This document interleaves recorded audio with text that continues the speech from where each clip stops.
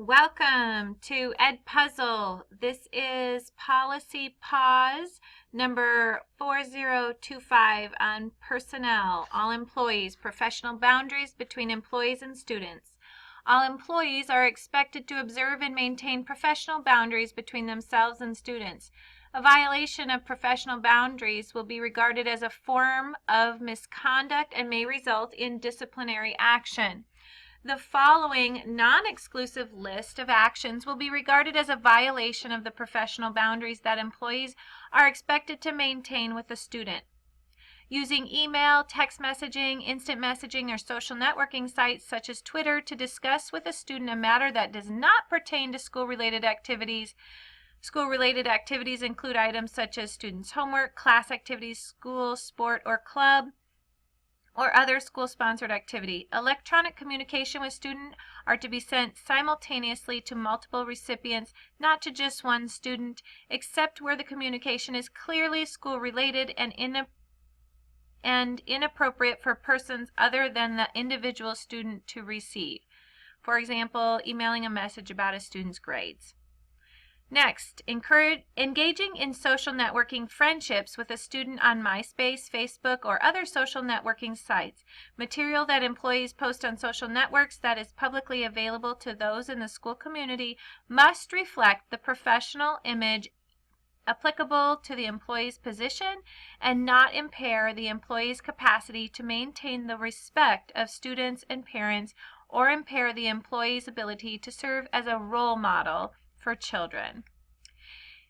Engaging in sexual activity, a romantic relationship, or dating a student or a former student within 1 year of the student graduating or otherwise leaving the district. Making any sexual advance, verbal, written, or physical, towards a student. Showing sexually inappropriate material or objects to a student.